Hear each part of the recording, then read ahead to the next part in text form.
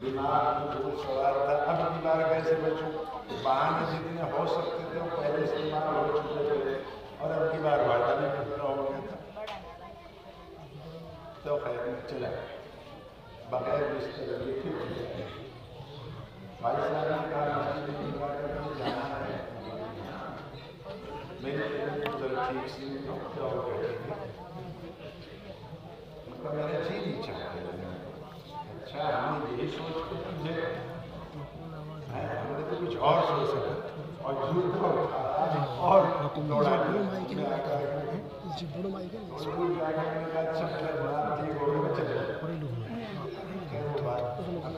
चले गए। एक बात आती है जमीयत जमात और भाई मदरसे जमात तबलीग से बने और वही कहा जाता है कि तबलीग मदरसों से बनी।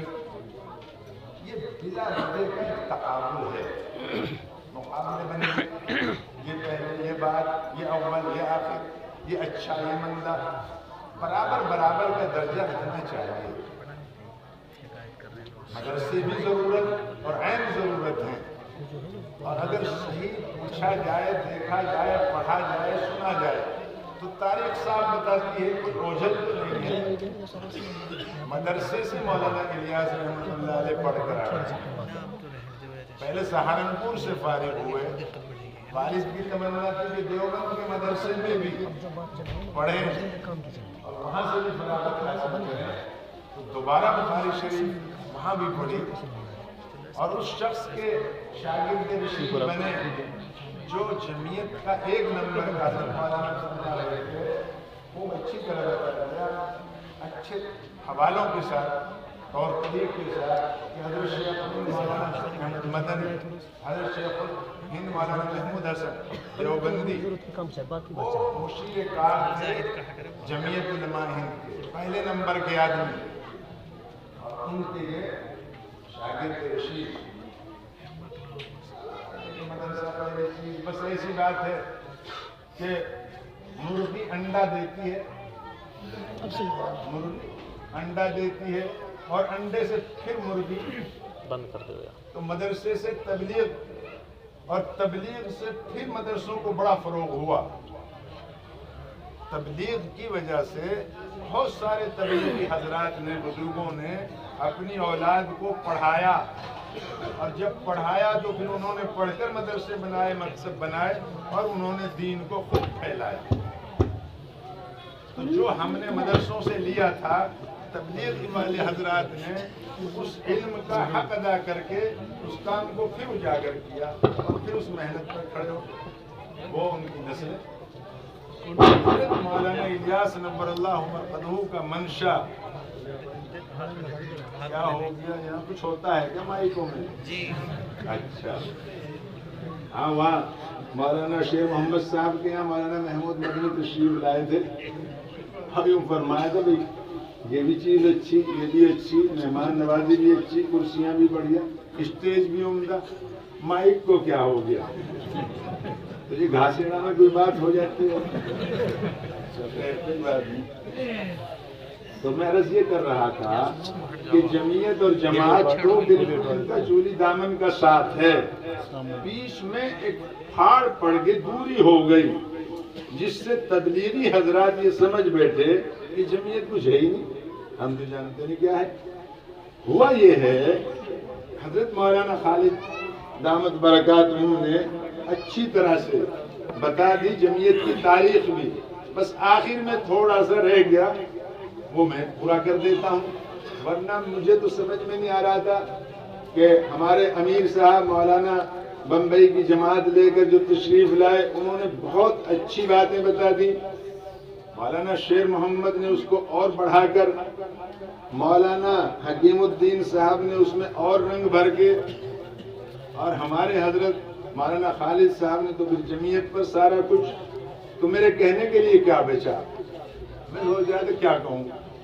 तो खैर थोड़ी सी बात छोड़ दी मौलाना ने मेरे कहने के लिए, वो मैं पूरी कर लेता हूँ।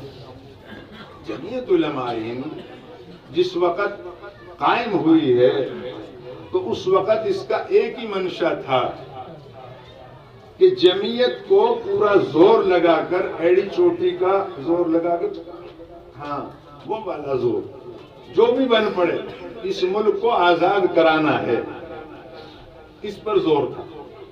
اللہ نے وہ کام پورا کر دیا، لیکن اس میں ایک بدقسمتی سے یہ ہو گیا کہ بٹوارا بھی ساتھ ساتھ ہو گیا، جو ہمارے بزرگوں کی منشا نہیں تھی، نہیں چاہتے تھے کہ ملک دو ہوں، ایک ہی رہے۔ اچھا دو ہو گئے تو پھر مسلمانوں کو یہاں پر رکھنے کے لیے پورا زور لگایا کہ جو وہاں جائیں جائیں، لیکن پھر بھی یہاں رہیں۔ ہم جس علاقے میں آپ اور ہم رہ رہے ہیں یہ پنجاب کا باقی ماندہ علاقہ ہے، پنجابی کا حصہ ہے، اور پنجاب اور بنگال کا بٹوارا ہوا تھا۔ یہاں کے لوگوں کو وہاں چلا جانا چاہیے تھا، یہ خالی بنجر رہنا تھا۔ یہ صرف ہمارے بزرگوں کی محنت کا نتیجہ ہے کہ ہم یہاں رکے۔ ہماری جائیدادیں ہماری نہیں رہی تھی، کاغذات ہمارے وہاں چلے گئے، یہ تو نئے سرے سے نیا جنم لیا، اور یہ محنت ساری کی ساری جمعیت کی ہے۔ ہم یہاں رہ گئے، ہماری جائیدادیں ہمیں مل گئیں۔ ایک کام تو یہ کہ جو اپنی جائیدادوں پر قائم رہے، چلو ان کو نہیں سرکایا۔ جو ایک دفعہ اپنے گھر سے اٹھ کے چلے گئے، ان کی زمین بھی ختم، گھر بار بھی ختم، اور پنجابیوں کو چلا گیا یا کسٹوڈین محکمے کو چلا گیا، اور یہ لوگ اپنے رشتہ داروں کے یہاں کہیں زندگی گزارنے لگے، وہاں کے مزدوریاں کی۔ ان حالات میں سوچنے اور غور کرنے کی ضرورت ہے کہ وہ ہمارے بھائی جو اپنی دھن دولت جائیداد دکانیں مکان سب چھوڑ کے چلے گئے، ان کے وہ چیز رہی نہیں، مالک سرکار ہو گئی، کسٹوڈین محکمہ۔ اس موقع پر جمعیت نے بھرپور کوشش کی، نہرو اور گاندھی جی کی آنکھوں میں آنکھیں ملا کر بات کی کہ یہ ہمارے بھائی جو یہاں پر رہ گئے ہیں اور ان کی ساری زمین جائیدادیں کسٹوڈین محکمے کو منتقل کر دی گئی ہیں، ہماری اور آپ کی آواز پر یہاں رہے ہیں، اگر وہاں چلے جاتے ان کو وہاں سب کچھ مل جاتا، اب یہ خالی ہاتھ۔ تو 2.5 سال کی محنت کے بعد جمعیت کی یہ فیصلہ ہوا کہ جو لوگ اس پنجاب سے یوپی چلے گئے تھے یا ادھر ادھر بکھر گئے تھے، دوبارہ وہ آنا چاہتے ہیں تو ان کی جتنی زمینیں تھی، جتنے مکان تھے، جتنی دکانیں تھی، وہ سب ان کو ملیں گی۔ یہ جمعیت کا آزادی کے بعد، بٹوارے کے بعد سب سے بڑا کام، سب سے بڑی خدمت، سب سے بڑی قربانی، جیسے بھی لڑ کے جھگڑ کے اپنا یہ کام کرایا۔ اگر اسی کو دیکھا جائے کتنی بڑی چیز ہمیں ملی واپس، تو یہ بہت بڑا کام ہے۔ اس کے بعد پھر ایک کام اور باقی رہ گیا، جو ہمارے مدارس تھے، ہماری مسجدیں تھیں، خانقاہ تھی، قبرستان تھے، وہ سارے کے سارے کسٹوڈین محکمے میں بھی باقی تھے، سرکار کے نام وراٹ ہو چکے تھے، ہمارے نہیں رہے تھے۔ اب دوسری محنت شروع کی، یہ جمعیت علماء نے کیا، یہ ہمارے اتنے بڑے بڑے قبرستان ہیں، یہ جائیدادیں ہیں اوقاف کی، یہ بلا وجہ واقفین کی منشا کے خلاف آپ ان کے مالک کیسے بن بیٹھے ہو؟ یہ چیزیں ہماری ہیں، ہمیں واپس ہونی چاہیے۔ مسلمان ان کو اپنے انداز سے کچھ کرے گا، دھرے گا اور ان کو کام میں لائے گا، اوقاف کی جائیدادیں ہمیں واپس ملنی چاہیے۔ تو یہ 4-6 سال کے بعد، بہت لڑنے جھگڑنے کے بعد، دوسرا بڑا کام جو لیا ہے اللہ نے اس جمعیت علماء سے، وہ یہ لیا اور اس میں کامیابی بخشی کہ یہ تمام جائیدادیں ہمیں واپس ملی۔ پھر اس کا وقف بورڈ ایک محکمہ بنایا گیا، اور پھر وقف بورڈ کا محکمہ بن گیا۔ اس کو لینے کے بعد ان کے پاس لینے کا کوئی ذریعہ نہیں تھا، کسی مسجد کو وہ آزاد کرا لیں، زبردستی قابض بیٹھے تھے، شرنات تھے، نہیں کرا سکتے تھے۔ دھیرے دھیرے علماء کی حکمتوں سے ان مسجدوں میں جو سارے پنجاب میں غیر آباد پڑی تھیں، جمعیت نے پہلا کام یہ کیا کہ چیدہ مرکزی جگہوں پر جو مسجد تھی شہروں میں اپنے امام بھیجے، اپنی تنخواہ پر بھیجے، بورڈ کے پاس کچھ دینے کو نہیں تھا، جگہ جماؤ، کیے جماؤ۔ حضرت رائے پوری نور اللہ مرقدہ شاہ عبد القادر بار بار اپنے ملنے والوں سے، متعلقین سے، مریدین سے چاہنے والوں سے ملنے والوں سے یہ فرمایا کرتے تھے بھائی میرے اجڑے ہوئے پنجاب میں جا کے پڑھ جاؤ، کیسے بھی پڑھ جاؤ، دین کا کام کرو اور کلمے کا کام کرو اور سربلندی، یہ سب ان کی ہدایات، ان کا رونا، ان کا تڑپنا، یہ کام آ رہا تھا اور جمعیت اس کاز کو آگے بڑھا رہی تھی۔ تو اس طرح شروع میں اماموں کو تنخواہ دینے کا کام یہ جمعیت نے کیا، حالانکہ بہت زیادہ بڑے ذرائع نہیں تھے جمعیت کے پاس، تھوڑا تھوڑا کر کے تنگی ترسی میں وہ حضرات کو بھی صبر اور استقلال پر آمادہ کر کے بھیجا جاتا کہ ہم معمولی صاحب کو وظیفہ دیں گے گزارے قابل، اسی میں تنگی ترسی سے گزارنا ہے، دین کا کام کرنا ہے۔ پھر مشورے دیے گئے مرکز والے حضرات کو کہ اب جماعتوں کا رخ پنجاب کی طرف کر دیجئے، دھیرے دھیرے ہمارے پاس ایسے ٹھکانے ہو گئے ہیں کہ کچھ امام انہیں سنبھال لیں گے اور ان سے کام لیں گے۔ اللہ کے فضل سے جہاں سے یہ تھوڑا سا سلسلہ مولانا کا رہ گیا تھا، اور اس وقت پھر جمعیت علماء نے اس متحدہ پنجاب کا جو صدر بنایا وہ حضرت مولانا کے والد محترم حضرت مولانا نیاز محمد صاحب، شیخ الحدیث نور اللہ مرقدہ، ان کو بنایا گیا، اور وہ لمبے عرصے تک اس جمعیت علماء کی صدارت کا کام چلاتے رہے۔ ان حالات میں جب جمعیت کو کچھ بھی نہیں کوئی جانتا تھا، اتنا جنانا اور بتانا کہ ہمارے امام، ہمارے کام کرنے والے متعلقین محبین جو خاص لگاؤ رکھتے ہیں مدرسوں سے، تعلیم سے، انہیں تو پتہ چلے کہ جمعیت میں کوئی چیز ہے، انہیں پتہ نہیں، عوام کا کام تو بعد میں ہے۔ تو انہوں نے اپنی بھرپور کوشش کی اور اپنے جیتے جی جمعیت کو جنانے کی کوشش کی، اور کوئی تقاضا آیا، کوئی ضرورت آئی تو مرکز کو بتائی اور وہ کام کرائے، جو کرنے کے تھے، جو ضرورت کے تھے، جو امت کے کام آنے کے کام تھے، وہ کرائے۔ اس کے بعد اگلے حضرات نے پھر تھوڑا سا اور اس کو بڑھایا، دن بدن کوئی بھی کام ہوتا ہے بڑھتا رہتا ہے۔ مولانا الیاس صاحب بنائے گئے، صدر رہے، بہت اچھا کام کیا، بہت اچھے طریقے سے کام کو بڑھاتے رہے، ترقی دی۔ لیکن ایک موقع ایسا آیا، بعض دفعہ بنانے والے یوں سوچتے ہیں ہم اس کے بجائے ان کو بنا دیں، ان کے بجائے ان کو بنا دیں، ان کی ضرورت وہ جانے، ان کے منشا کے مطابق وہ کچھ کرنا چاہیں عدل بدل کر لیں۔ احباب نے جو بانیین ہوتے ہیں اور بنیادی حضرات جو ہوتے ہیں، ان کی بات یہ آئی کہ مولانا الیاس کے بجائے مولانا خالد صاحب کو بنا لیا جائے۔ اس میں انہوں نے تھوڑا سا بد اخلاقی کا مظاہرہ کیا تھا، جو بہت سارے حضرات کو قبول ہوا، بہت ساروں کو ناقابل قبول ہوا۔ اس کے بعد یہ ہوا کہ دو طرف چلی گئی جمعیت، اور حضرت مولانا ارشد مدنی کے پلیٹ فارم سے حضرت مولانا خالد صاحب اس کے صدر بنائے گئے۔ الحمدللہ 10 سال تک بہت اچھی خدمات جو کرنی چاہیے تھی کہ اس علاقے میں اور دوسرے ہمارے علاقوں میں پنجاب ہریانے میں بھی حضرت مولانا کے پروگرام کرائے، بڑے بڑے پروگرام جو نہیں ہو رہے تھے اب تک، ایسا موقع ہی نہیں آیا تھا۔ تو جمعیت کی پہچان کافی ہو گئی، کافی ہو گئی۔ ایسے چونکہ سن 47 کے بعد ہم ہی نہیں رہے تھے، جمعیت کے بنیادی لوگ امام مسلمان نہیں رہے، پورے علاقے خالی پڑے تھے۔ یہ تو ایک میوات کا خطہ، ایسا مبارک خطہ ہے کہ یہاں لوگوں نے رہنے کا فیصلہ کر لیا تھا، اور یہ ماشاءاللہ ایک لائن سے ایسے بندھے ہوئے تھے، ایسے چل رہے تھے۔ پوری دنیا میں اس مبارک کام کو انہوں نے جنا دیا اور پہچنوا دیا کہ تبلیغی جہاں بھی کوئی آدمی بیٹھا ہے دنیا بھر میں، وہ جانتا ہے کہ میوات کے علاقے سے یہ چیز چلی ہے، اور بزرگوں نے اس علاقے پر محنت کی تھی تو وہ علاقہ چمکا۔ ہمارے حضرت مولانا افتخار الحسن صاحب کاندھلوی، جن کو مرکز میں سب بڑے چھوٹے ماموں جان سے جانتے تھے، سب ماموں جان کہتے تھے، ماموں جان کہتے تھے، ہر رشتہ ماموں جان ہونے کا۔ وہ جب بھی کوئی ان کے پاس اجتماع کے بعد کوئی جاتا، بڑا ذمہ دار مولانا پالن پوری ہوتے تھے، مولانا داؤد صاحب ہوتے تھے، میاں جی عبد الرحمن ہوتے تھے، وہ وہاں اجتماع سے فارغ ہو کے ملنے جاتے تھے۔ حضرت فرماتے تھے بھائی جماعت والوں تم زیادہ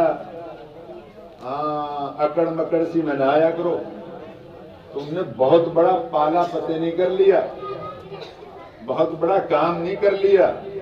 دو کام ہیں بنیادی، جماعت کے دو کام ہیں نا بنیادی، امر بالمعروف اور دوسرا کیا؟ نہی عن المنکر۔ یوں فرماتے تھے کہ امر بالمعروف پر تو کچھ کام ہوا ہے، امر بالمعروف پر تو کچھ کام ہوا ہے کہ لوگ نمازی ہو گئے، تہجد گزار ہو گئے، ذکر اللہ کے کرنے والے ہو گئے، تسبیحیں پڑھ رہے ہیں، مسجدیں آباد ہو رہی ہیں، روزہ بھی رکھ لیتے ہیں، بس یہ کچھ کام ہے۔ لیکن امر بالمعروف کے بعد جو اصلی کام ہے اور بہت کڑوا کام ہے وہ تو کوئی تبلیغی کر ہی نہیں رہا۔ نہیں عن المنکر، جس کو مولانا نے ایک حدیث بیان فرما کر من رہا منکم منکرن، جو بھی کوئی برا کام ہوتے دیکھے اس کے روکنے کے کئی طریقے ہیں، طاقتور ہمت والا آدمی بااثر ہے، ذمہ دار ہے تو وہ اپنی طاقت سے روک، خبردار میرے گاؤں میں میرے محلے میں یہ کام نہیں ہوگا، بس ہو گیا، اس میں اتنی ہمت ہے۔ لیکن ایک آدمی جی تو چاہتا ہے اس کو روکنے کو، روک لگانے کو، کچھ کہنے سننے کو، لیکن ہمت نہیں، طاقت نہیں اتنی ہے۔ اگر کچھ کہہ دوں گا تو تھپڑ لگیں گے، تو کہا کہ کوئی بات نہیں، تھوڑا ہلکی میٹھی زبان سے کہہ دو، بس بری بات ہے، ایسا نہیں ہونا چاہیے۔ طاقت کا استعمال اگر کرے گا تو پکڑ میں آ جائے گا، پٹائی میں آ جائے گا، تو تھوڑا محبت سے پیار سے کہہ دو، بس ایسا نہیں ہونا چاہیے، تھوڑا سا اس پر کنٹرول کرو بھائی۔ اور بعضی جگہ بچے شروع ہو گئے بھائی،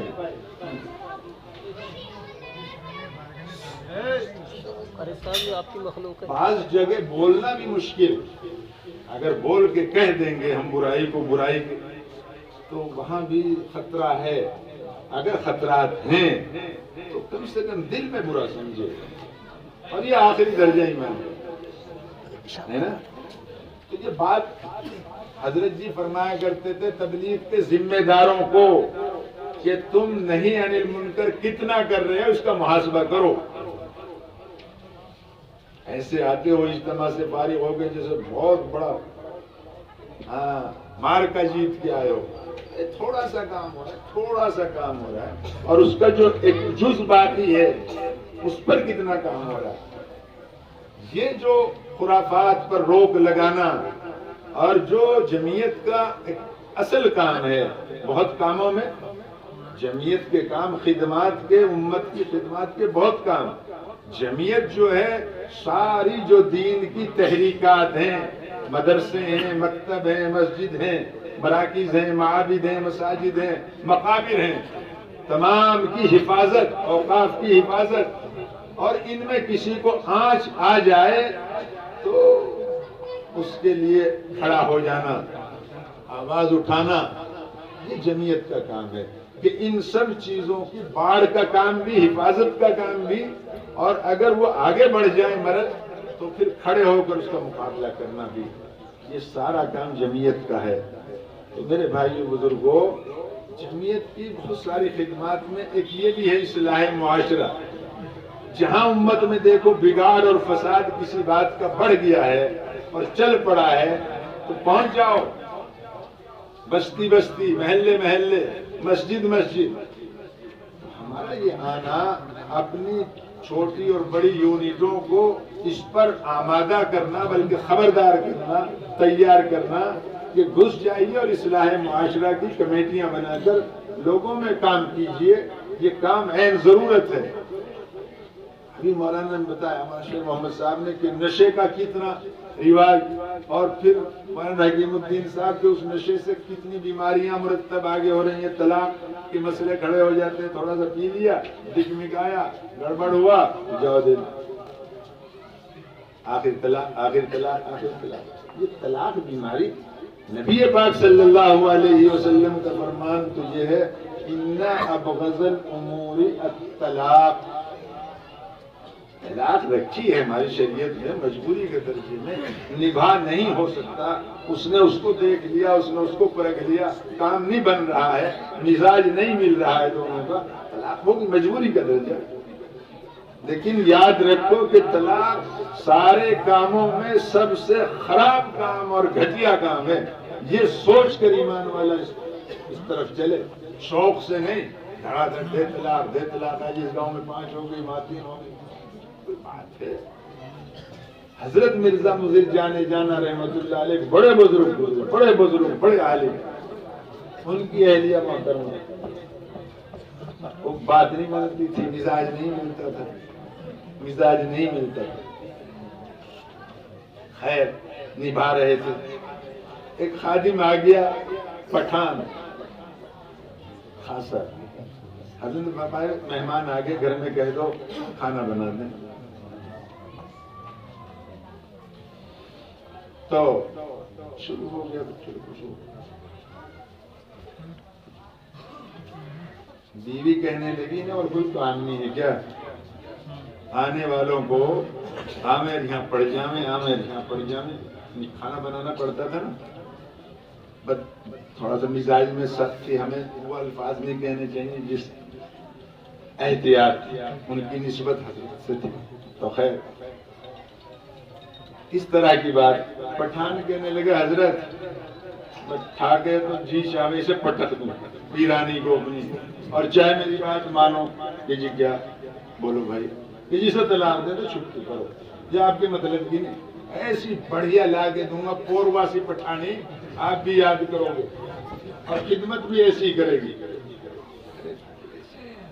بہت سارا نبھاؤ ہو گیا، تھوڑا سا باقی ہے، اور دیکھو یہ بات تو دیکھو، اسے میں چھوڑ دوں گا، یہ دوسرے ایمان والے کے گھر میں جائے گی، اسے بھی تکلیف پہنچائے گی، میں تو اس کے مزاج سے واقف ہو گیا، ڈھل بھی گیا، تھوڑا سا ٹائم باقی ہے، دوسرے کو تکلیف سے بچانے کے لیے میں اپنے گلے کا ہار بنا کے رکھ رہا ہوں، ٹھیک ہے کوئی بات بھائی، تم بھی جب وہ بڑے مرید کیا کہتے ہیں، چلو ٹھیک ہے۔ تو ہمارے بڑوں کا یہ طریقہ ہے کہ ایک چیز ہے اس میں اجازت ہے، لیکن ہم نے شوق کے درجے میں اس کو دے طلاق۔ ہمارے یہاں ایک MLA تھے اور ہیں ابھی تک، تو ہری سنگھ نلوا نام تھا، 30 سال پہلے کی بات، 35 سال، میں چلا گیا، اس نے مجھ پہ ایسا فطرہ کسنا تھا، وہ پہلے سے تیار ہوا بیٹھا تھا کہ مولوی آئے گا، اور ہمارے 5-6 گاؤں ہیں پورے علاقے میں مسلمانوں کے، باقی تو سب ہندوؤں کا علاقہ، تو ایک مسلمان عورت آئی بیٹھی تھی، اس نے کہہ دیا کہ جی صاحب ودھائک جی، میرے شوہر کے پاس 2 مکان ہیں اور اس نے مجھے کل طلاق دے دی، تو اب مجھے ایک مکان بھی نہیں دیتا، کھدیڑ دیا، مجھے نکال دیا، بغیر دیا، اب میرا کچھ علاج کرو۔ اس نے کہا وہ آگے مولوی، اس پہ کرواؤں گا علاج۔ اب وہ میں آیا، کہنے لگا جی تمہارے مذہب میں یہ کیا بیماری ہے مولوی جی مجھے بتاؤ، یہ تمہارا دھرم جو ہے اسلام دھرم میں یہ بڑا روگ دیکھا میں نے۔ ارے کیا ہو گیا، کیا دیکھ لیا؟ کہنے لگے نوجوان عورت کی 12 سال 20 سال 40 سال 35 سال جوانی لوٹی، اور اس کے بعد چوراہے پہ کھڑے کر دو طلاق طلاق طلاق، بات ہوئی؟ کوئی غیرت ہے انسانیت؟ اس نے اس انداز سے مجھے للکارا اور جھنجھوڑا کہ میں دیکھتا رہے یہ کیا کرتے ہیں۔ اب میں اکیلا ایک آدمی مسلمان دبکا اور بیٹھا تھا، ہندو بہت سارے، اور وہ عورت، اس کم بخت نے یہ موقع دیا اس کو کہنے کا۔ میں کہنے لگا جی تمہیں پتہ نہیں، تم تو وکیل ہو، میں کبھی ودھائک صاحب، ہاں، اور تم نے پڑھا کچھ ہے نہیں۔ کیوں پڑھا کیوں نہیں؟ میں نے وکالت بڑی ساری چیز۔ وکیل کو سارے مذہبوں کا علم ہونا چاہیے، جسے وکالت کا حق ہے۔ ہمارا لا نہیں پڑھا آپ نے، تمہارا لا تو نہیں پڑھا، پھر آپ کو وکالت کا حق نہیں ہے۔ میں نے سیدھا سا بن کے ایسا کہہ دیا جیسے اس کو بھی چھوٹ بڑھیا لگے، مگر پھر آپ کو وکالت کا حق نہیں ہے۔ اب میں تو ٹیکس کا ہو کچھ ہو، ہے تو وکیل نام ہے تمہارا، اب تم نے الگ الگ اس کو طے کر لیا، لیکن ایک وکیل کو پتہ ہونا چاہیے۔ ٹھیک ہے، یہ تو میری غلطی ہے، آپ بتاؤ۔ مگر میں بتاتا ہوں، مجھے بھی زیادہ نہیں پتا، لیکن تھوڑا موڑا تو بتا ہی دوں گا۔ ایک آدمی ہے دشمن سے گھرا ہوا، اس کے پاس 3 کارتوس، اب وہ ایک کارتوس ادھر چلا کے اور دوسرے ادھر اس نالی سے کام لیتا رہے اور ادھر ایک چھوڑ کر بھاگ کے نکل جائے تو مزہ ہے، اور اگر وہ طے کر دے گا تو پھنس کے وہیں کرے گا، ایک ہی جگہ دھڑ دھڑ کر دیا بات تو ٹھیک ہے۔ تو مکہ ہماری شریعت نے 3 طلاق کا جو ہمیں اختیار دیا ہے اور ہمارے پاس وہ حق رکھا ہے، اس کو چلانے والے چلانا نہیں جانتے اور چلانے کی طریقے سے اس کو استعمال نہیں کرتے، اس ہتھیار کو بیوقوف کے طریقے سے چلتے ہیں۔ اس لیے اس میں مذہب کا کوئی قصور نہیں ہے۔ آپ نے تو اٹھا کہہ دیا اسلام دھرم ایسا ہے، اسلام دھرم بہت اچھا دھرم ہے، اس کے استعمال میں لانے والے غلط ہو سکتے ہیں، اس کا جو کرنے والا ہم مجرم ہیں۔ میں نے اگر استعمال طلاق کا غلط کیا تو میں اکیلا مجرم ہوں، دھرم اور مذہب اس میں مجرم ہے۔ مذہب بہت اچھا، اس کے اصول بہت اچھے ہیں، آپ سن لو۔ ہمارے یہاں یہ ہے کہ طلاق شوق میں تو دی نہیں جاتی، وہ تو بالکل مجبوری میں دیتے ہیں۔ جب اس کا نمبر آ ہی گیا پھر بھی یہ کہا کہ 1 طلاق دو، اب 1 مہینہ سوچو، وہ بھی سوچے گی یہ بھی سوچے گا، سوچتے رہو تو بہت یعنی 90% امکان اس بات کے ہیں کہ دونوں لوٹ جائیں اور بات بنا لیں کہ بھئی یہ بچے بھی ہیں، ہمارا معاملہ 4 6 10 سال کا بھی ہو گیا، لیکن ٹھیک نہیں ہے، گھر والے بھی سمجھائیں گے آگے، انہیں بھی موقع سمجھانے کا۔ اگر بہت زیادہ شدید ہے بات تو یہ مہینہ گزر کے دوسرے مہینے میں دوسرے دے دو۔ اب اگر اسی مہینے میں پہلے میں عقل آ جاتی ہے اسے تو میاں بیوی والے تعلقات اپنے قائم کر لو اور جوڑ جوں کا تو لگا رہے گا، کوئی مسئلہ نہیں۔ اگر وہ دوسرے مہینے میں دوسری دینی پڑ جائے تو دوسری دے دو، ابھی بھی اس کے پاس ایک باقی رہ گئی، اور پورا مہینہ پھر دیکھو۔ اب کیا امید ہے کہ دور پار کے یار پیار اور رشتہ داروں کو بھی پتہ چل جائے گا کہ ایسا ہو گیا، وہ سب کوشش کر لیں گے، اور وہ کوشش کر لیں گے اور پھر آمادگی ہو گئی تو چپکے سے میرے جیسے میاں جی کو بلا کے نکاح پڑھا گا۔ اور پھر اگر ایسا چلتا نہیں 2 مہینے تک ان پہ اپنوں کو عقل نہیں آئی تو اب تیسری دے دو، اب اس کا مطلب کوئی گنجائش باقی نہیں ہے۔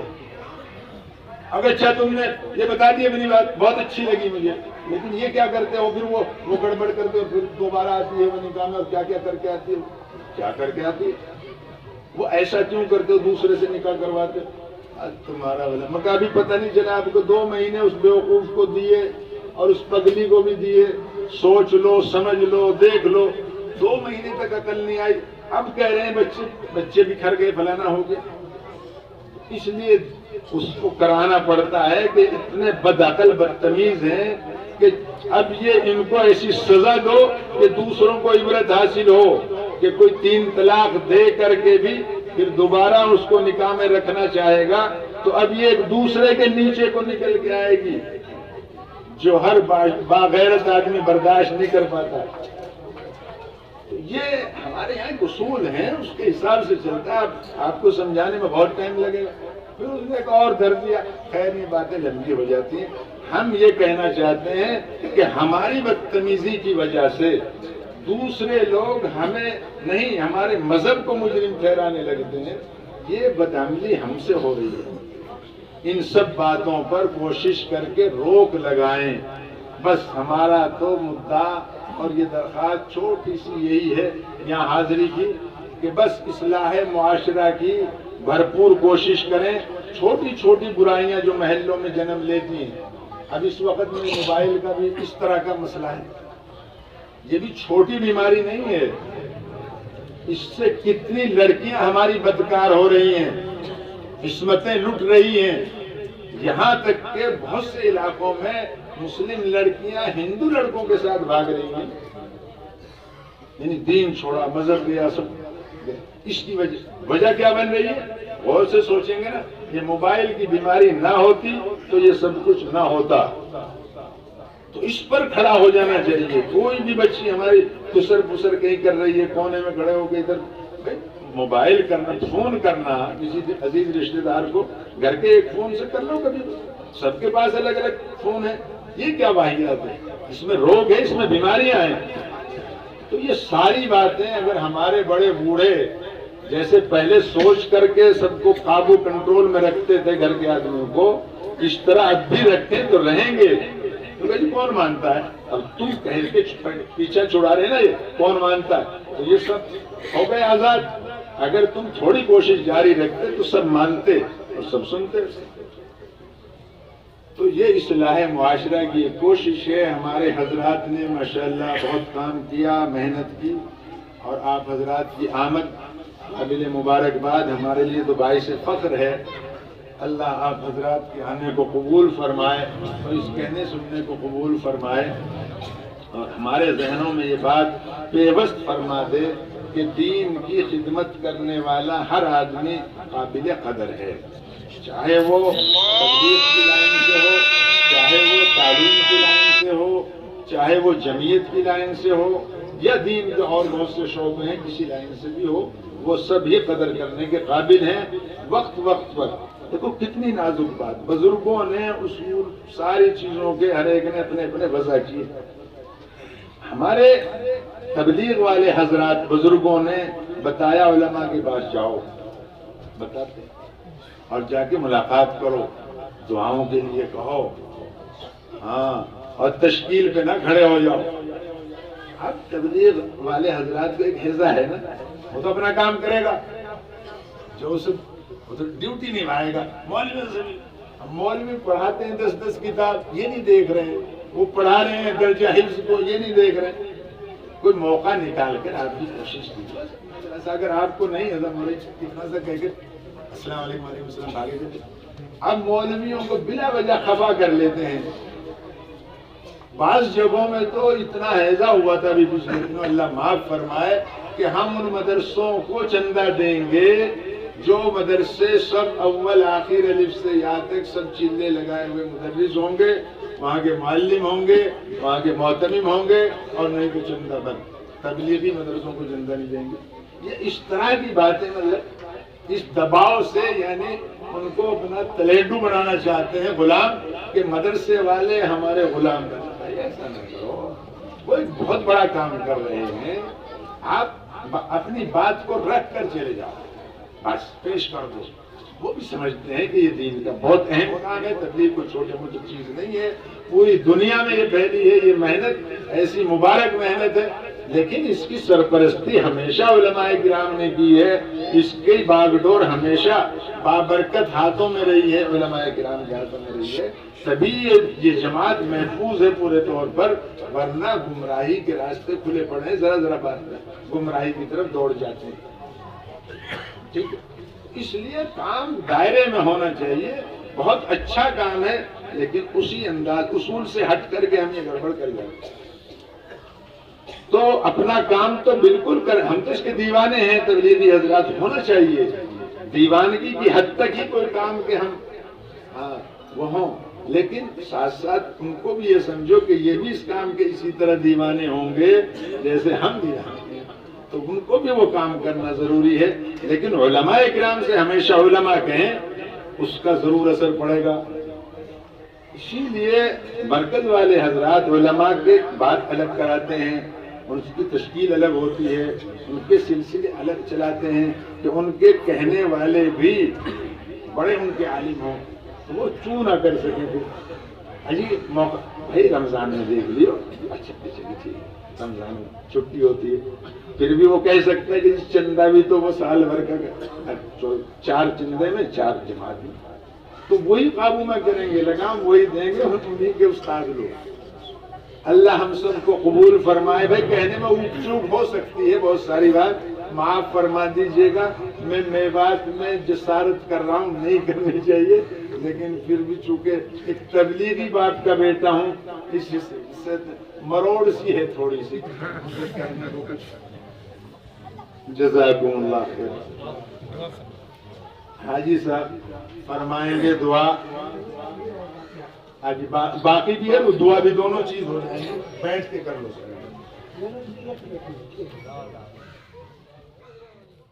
جمعیت سے